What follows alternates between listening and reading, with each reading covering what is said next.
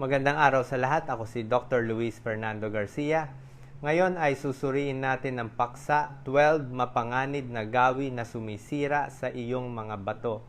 Meron akong 35 taon ng karanasan sa larangan ng medisina at narito ako upang ibahagi ang mahalagang impormasyon na makakatulong sa inyo na pangalaga ng inyong kalusugan, lalo na ang kalusugan ng inyong mga bato. Alam nating lahat na meron tayong iba't ibang masamang gawi, mula sa pagdududot ng kuko hanggang sa labis na panonood ng telebisyon. Ngunit merong 12 gawi na direktang makakasira sa inyong mga bato at pag-uusapan natin ang mga ito. Una, ang hindi pag-inom ng sapat na tubig. Ang inyong mga bato ang responsable sa pag-alis ng lason at dumi sa inyong dugo. Kailangan nila ang tubig. Ito ang gasolina na ginagamit nila para alisin ang mga ito sa dugo at ibaba sa inyong pantog bilang ihi upang mailabas ninyo at tuluyang masabi sa inyong katawan. Ang hindi pag-inom ng sapat na tubig ay nag-aalis ng kinakailangang fuel ng inyong mga bato para magawa ang kanilang trabaho. Bukod dito, ang pagiging dehydrated ay maaaring magpabilis sa paghina ng inyong mga bato. Huwag magpapabaya sa pag-inom ng tubig. Kaya gaano karaming tubig ang dapat ninyong inumin? Dapat ninyo itong malaman, kalahati ng inyong timbang sa ounces o sa Pilipinas, mga 8 baso ng tubig kung hindi kayo gaanong aktibo at mas marami kung aktibo araw-araw. Pangalawa, ang hindi pagpunta sa banyo kapag kailangan. Kapag tinatawag na kayo ng kalikasan at kailangan ninyong umihi ang pagpigil ay problema, kailangan ninyong alisan ng laman ang inyong pantog. Ang pagpigil dito, bukod sa posibleng pagkakaroon ng bakterya, hindi palagi ngunit posibleng mangyari na mas matagal na nakakalantad sa inyong katawan, ay nagbibigay ng stress sa inyong mga bato. Kaya kapag naramdaman ninyong kailangan ninyong umihi, huwag magpigil. Pangatlo, ang labis na asin sa inyong pagkain. Nabanggit ko na to ng maraming beses at sigurado akong binanggit na rin to ng inyong doktor. Huwag maglagay ng asin sa inyong mesa. Sapat na ang asin na nasa mga pagkain na kinakain ninyo. Halos lahat ng pagkain ay may asin. Kahit ang itlog ay may asin. Bawasan ang dami ng asin. Ibig sabihin, huwag magdagdag ng asin. Basahin ang mga label ng pagkain at bantayan ang nilalaman ng sodium. Marami silang inilalagay na asin sa pagkain at mag-ingat sa mga naprosesong pagkain tulad ng hotdog, tocino o longganisa. Karamihan sa mga tao ay dapat lamang kumain ng 1.5 hanggang 2,000 milligrams ng asin araw-araw. At kung hindi kayo magdadagdag ng asin, madali ninyong maabot ang bilang na iyon. Pang-apat, ang hindi pagkakaroon ng sapat na tulog. Alam kong para sa mga may sakit na sa bato, mahirap ito. Karaniwan na kayong matutulog magigising pagkatapos ng 1 o 2 oras at mananatiling gising ng maraming oras pagkatapos ay matutulog ulit. Halos parang nagka-catnaps kayo sa gabi, ngunit kailangan ng inyong katawan ang pahinga. Kapag natutulog at nagpapahinga kayo, inaayos ng inyong katawan ang sarili nito. Inaayos nito ang mga organo at cells dahil ang sikat ng araw at ultraviolet rays ay nakakasira. Kailangan ng inyong katawan ang oras na yon upang magawa ang lahat ng kailangan nito. Ito ay abala sa pagtatrabaho. Sa katunayan, alam ba ninyo na kapag natutulog kayo, mas maraming protina ang ginagamit ng inyong katawan kaysa sa anumang oras sa araw dahil nagtatayo ito ng mga kalamnan, inaayos ang mga to at nagtatrabaho sa inyong mga buto at iba pa. Kaya bigyan ng inyong katawan ng oras, siguraduhin na makakuha kayo ng sapat na tulog hanggat maaari. Dapat ay nagta-target kayo ng average na marahil 8 oras sa isang araw kung posible. Alam kong sa sakit sa bato, ang 8 oras ay magiging isang himala. Panlima, ang labis na paggamit ng painkillers. Ito ay isang malaking no-no at narinig na ninyo to dati. Sana ay hindi kayo gumagamit ng painkillers. Huwag labis na gamitin ang mga ito, lalo na ang mga NSAIDs, non-steroidal anti-inflammatory drugs napakasama ng mga iyon.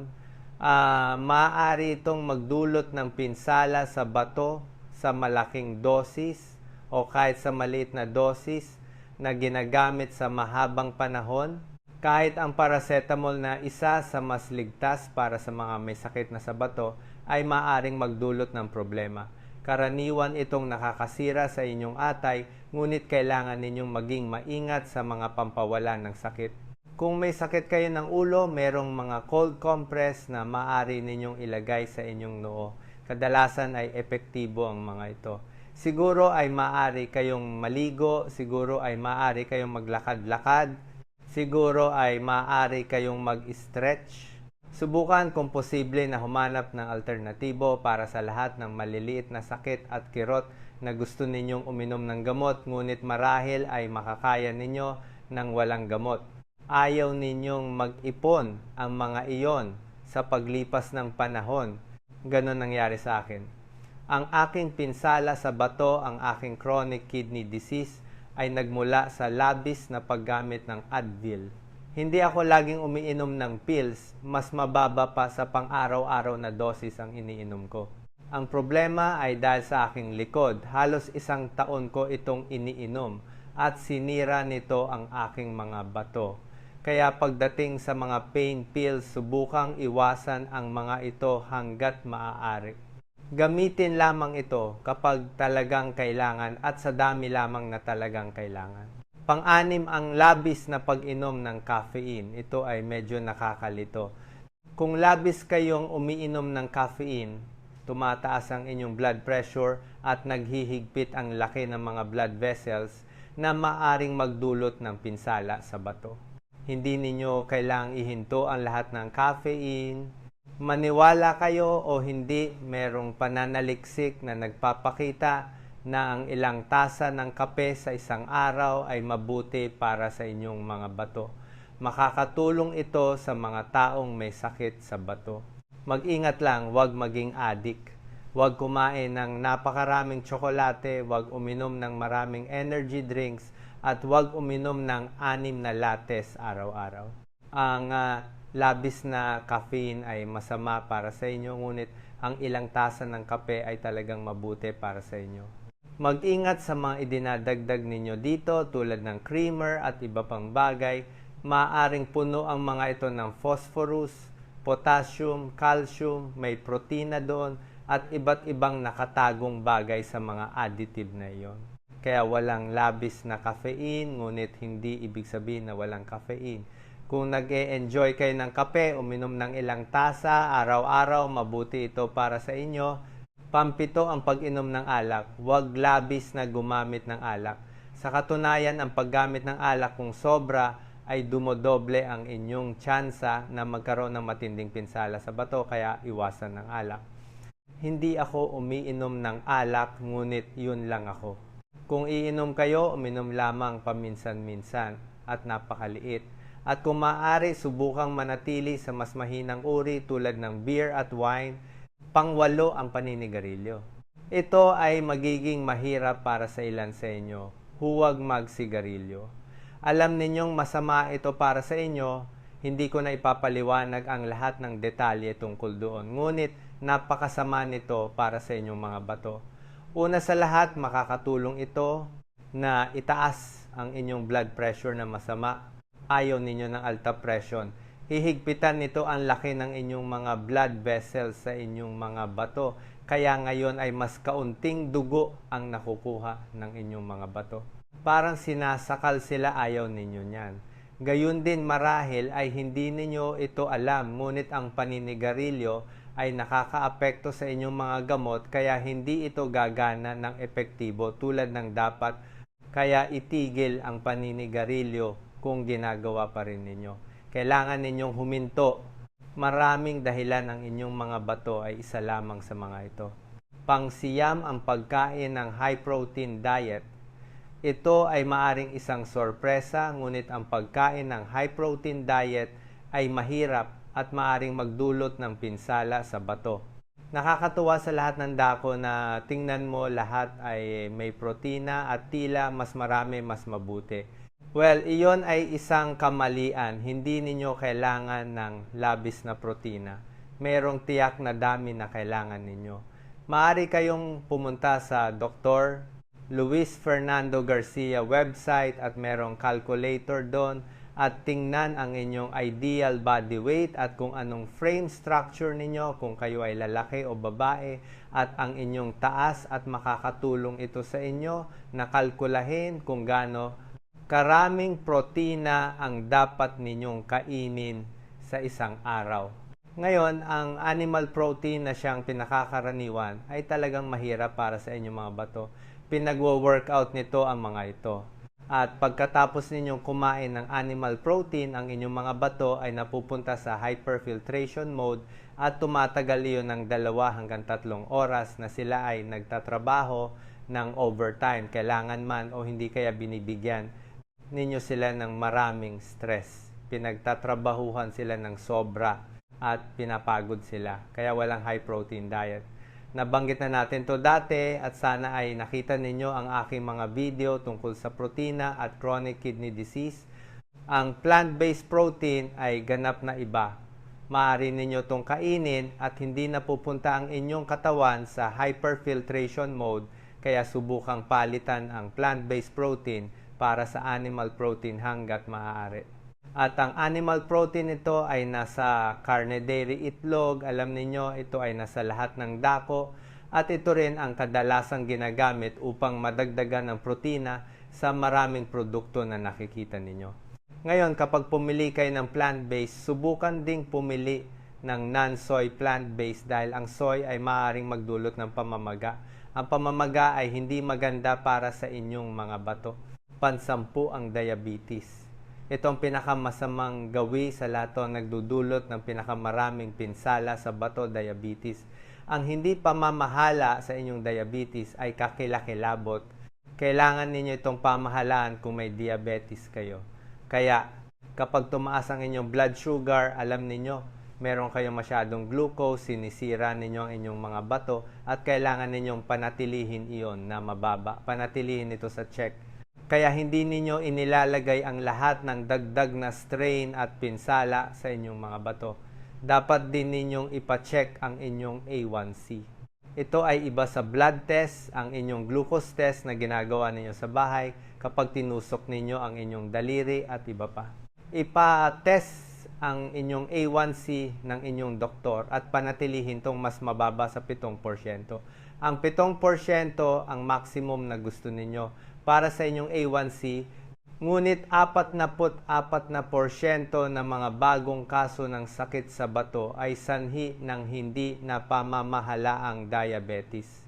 Isa sa 4 na matatanda na may diabetes ay may sakit sa bato.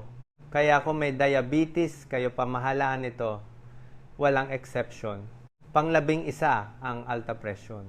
Kung may alta presyon kayo, mas mabuting pamahalaan ninyo ito. Ito ang pangalawang nangungunang sanhi ng mga bagong kaso ng sakit sa bato, hindi na pamamahala ang alta presyon. Ang alta presyon ay nagpapabilis ng daloy ng dugo, naglalagay ng napakalaking stress sa inyong mga bato at nagdudulot ng pinsala.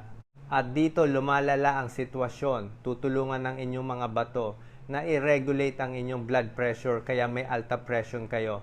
Nasisira ang mga ito, lalo pang tumataas ang inyong blood pressure dahil hindi nila ito ma-regulate. Nasa isang pababang spiral lang kayo na magtatapos lamang sa kamatayan o pagkasira ng bato.